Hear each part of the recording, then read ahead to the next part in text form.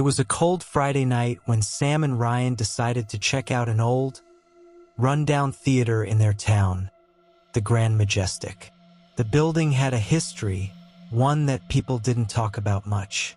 Once a bustling hub of entertainment in the 1960s, it had fallen into disrepair over the decades. Recently, it had been refurbished and reopened under new management, offering cheap tickets for late-night horror films. "That place gives me the creeps," Ryan said as they walked toward the dimly lit theater. "That's the fun part," Sam replied, grinning. "What better way to watch a horror movie than in a place that feels haunted?" The Grand Majestic loomed before them, its flickering neon sign casting eerie shadows on the cracked pavement. Inside, the lobby was empty except for a bored-looking ticket clerk and a lone concession worker. The faint smell of stale popcorn mixed with mildew hung in the air. Sam bought tickets for The Phantom's Curse, an old black-and-white horror movie neither of them had heard of. "Enjoy the show," the clerk said, her voice flat and mechanical, her eyes avoiding theirs. As they entered the dimly lit auditorium, Ryan couldn't shake the feeling that something was off. The seats were worn, the air was cold, and a strange buzzing sound seemed to emanate from the projector room. They settled into seats near the middle of the theater. The other patrons, scattered across the rows, were oddly quiet. Nobody spoke, coughed, or even shifted in their seats. It was as if they were statues. "Okay, this is officially weird," Ryan whispered. "Relax," Sam replied, unbothered. "It's all part of the vibe." The lights dimmed, and the film began. The movie was strange. It told the story of a masked figure who haunted an old theater, luring its audience into the screen, where they would become trapped forever. The imagery was unsettling. Grainy, black and white shots of screaming faces, empty auditoriums, and the masked figure standing motionless in the shadows. About halfway through, Sam nudged Ryan. "Hey, did you notice something weird?" "What?" Ryan asked, his voice low. Sam pointed at the screen. "That scene, it just showed this exact theater. Look at the seats." Ryan squinted. The grainy image on the screen was an exact replica of the Grand Majestic. The rows of seats, the peeling wallpaper, even the peculiar stain on the carpet near the exit, all identical. "That's creepy," Ryan muttered.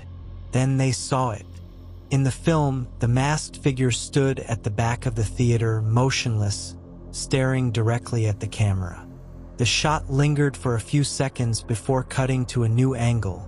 This time, the figure was closer, standing in the aisle. "Okay, is this part of the movie? Or is someone messing with us?" Ryan asked, his voice trembling. Sam didn't answer.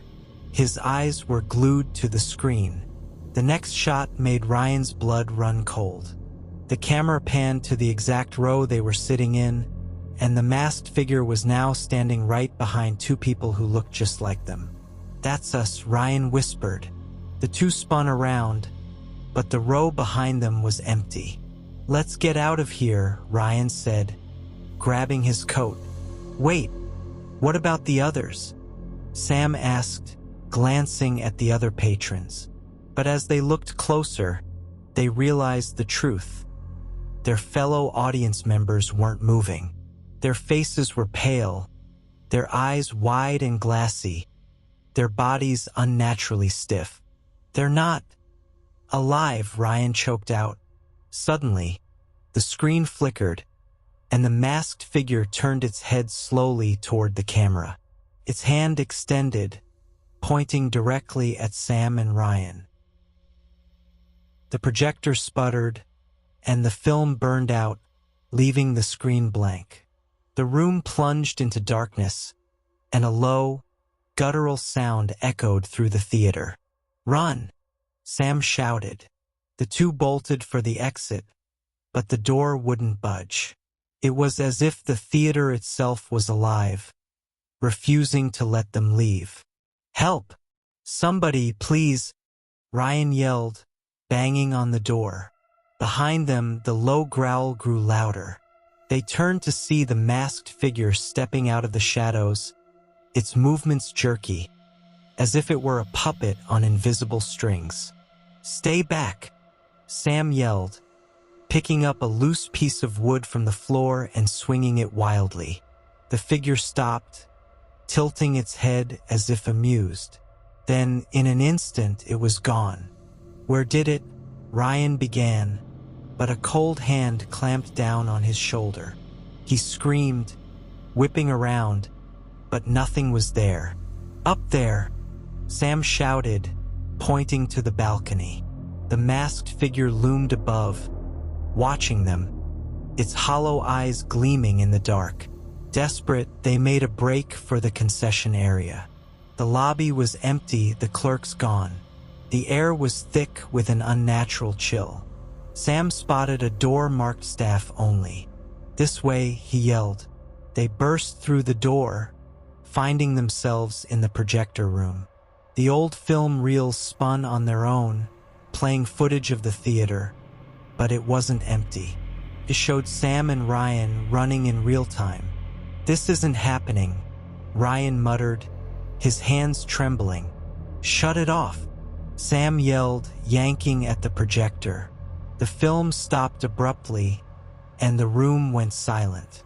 But when they turned, the masked figure was standing in the doorway, blocking their escape. The figure raised its hand, and the walls around them seemed to ripple and dissolve.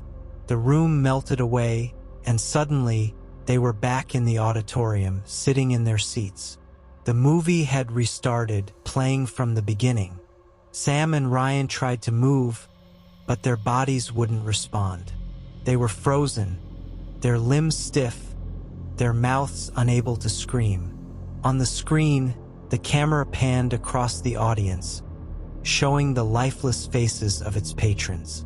In the final row, the camera lingered on two new additions, Sam and Ryan, their wide eyes staring blankly at the screen. As the credits rolled, the lights dimmed, and the theater went silent once again, waiting for its next victims. Hope you liked the video. Make sure to subscribe for more.